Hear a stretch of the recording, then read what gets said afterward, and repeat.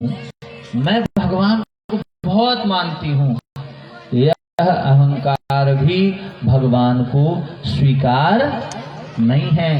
भगवान को आप प्रेम करो, बहुत अच्छी बात है, पर मैं ऐसा करती हूँ, इस छोटे से मैं के कारण वो परमात्मा दूर हो जाता है। कितनी छोटी बात है, ये भी कोई बात हुई नाराजगी की? आप मेरे सामने आए, मैं कहता हूँ मैं आपको बहुत प्यार करता हूँ, अपना हक जता रहा हूँ, अपना प्यार दिखा रहा हूँ, आप कह रहे हैं हमारा दूर हो जाओ, आप हमें छोड़ के भग जाओ, हटो, इसके सामने मुझे नहीं जाना। अटपटी बात नहीं है ना अटपटी? फिर भी याद रखें, भक्त भगवान के लिए पुष्प की पंखुड़ी के बराबर है। ये आत्माएं उस पर ब्रह्म परमात्मा के लिए, राज्य महाराज जी के लिए बिल्कुल हल्की, पर यदि अभिमान रूपी भौरा इसमें बैठा, जैसे अभिमान रूपी भौरा बैठा, वो प्रभु कह रहे हैं, हे गोपियों, तुम्हारे अंदर मैं आ गया, अभिमान आ गया, तो मैं भगवान को बहुत प्रिय हूँ, भगवान मैं बहुत सुंदर हूँ, तो मुझे बहुत प्यार करते हैं। ये बात आई, भगवान उन गोपिकाओं के मध्य से क्या हो गए? अंतर ध्यान हो गए, अकेले नहीं गए। ये बात विशेष थी।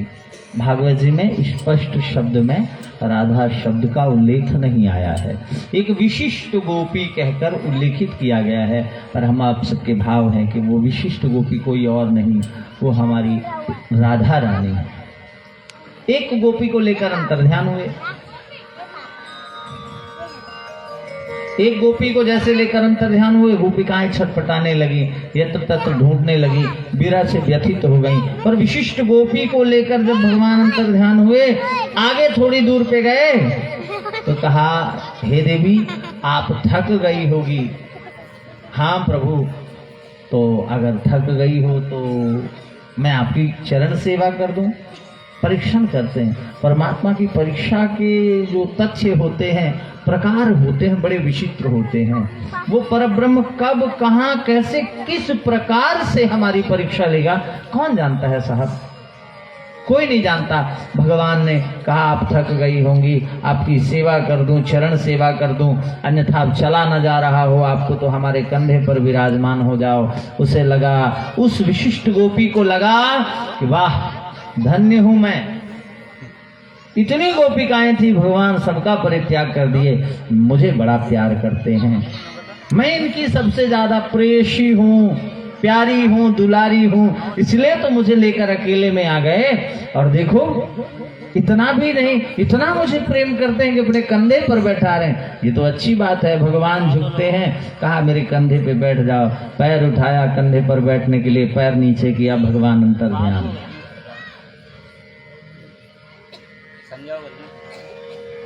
अब वो भी छटपटाने लगी, कहाँ गए, कहाँ गए, कहाँ गए, कहाँ गए। बाद में समझ में आया, ओहो, जिस बीमारी के कारण उनको छोड़ा, वही बीमारी हमें भी लग गई, इसीलिए श्याम सुंदर हमसे दूर चले गए।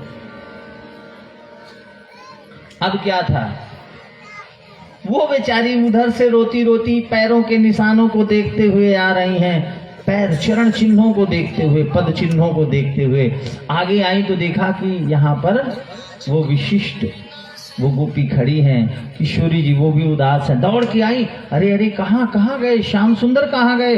तुम यहाँ हो, श्याम सुंदर कहाँ गए? वो पक्का तुम्हारे साथ ही आए थे, वो मुझे विश्वास है, बताओ कहाँ गए? और क्या बताए, अवाक सी कहने लगी, जो कमी तुम्हारे अंदर थी वही कमी हमारे अंदर आ गई। जिस कारण से श्याम सुंदर ने तुम्हें छोड़ा था, उसी कारण से श्याम सुंदर ने मुझे भी छोड़ दिया। आज पश्चाताप करती हैं, सब ढूंढती हैं, यहाँ वहां सब जगह ढूंढ ढूंढ कर थक हार रही हैं। पर कई लोग कहते हैं ना, कोई वस्तु यदि गिर जाए तो उसको ज्यादा दूर नहीं ढूंढना चाहिए। कहीं ऐसी कोई चीज गिर गई हो तो दूर जाके मिलेगी, नहीं, कभी कभी ऐसा होता, वो वस्तु एकदम हमारे पैर के नीचे बहुत नजदीक होती है, हम उस जगह पे दृष्टि नहीं डालते, सब जगह ढूंढते हैं। गोपिकाएं विचार कर रही हैं, सब जगह ढूंढा, यमुना से पूछा, वृक्षों से पूछा, है ना, पशु पक्षियों से पूछा, पर कोई बताने वाला नहीं है।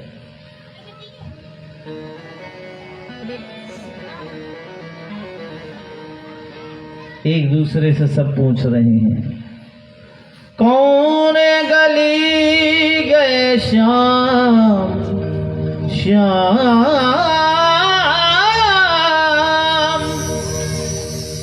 कौन गली गए श्याम, बता दे सखी है सखी,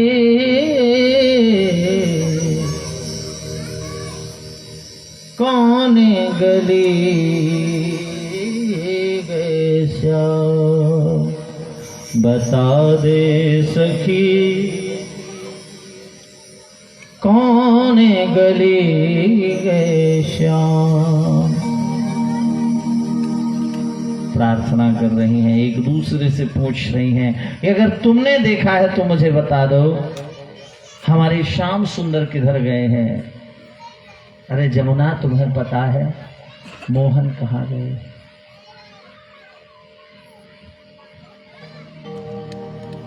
अगर तुम्हें पता हो तो बता दो, तुम्हें पता हो तो बता दो। हर जगह यत्र तत्र सर्वत्र भ्रमण करके ढूंढेगा, पर श्याम सुंदर नहीं मिल रहे हैं। सब एक दूसरे से पूछ रहे हैं, हे गोपी, अगर तुम्हें पता हो तो मुझे बता दो, पर कौन जानता है। सबके साथ वही परिस्थितियां निर्मित है।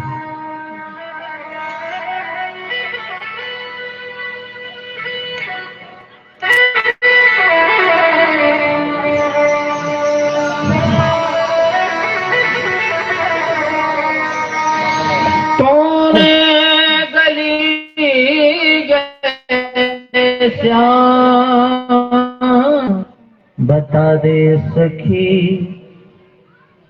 कौन गली गए श्याम, बता दे सखी, कौन गली गए श्याम, बता दे सखी, कौन गली गए श्याम।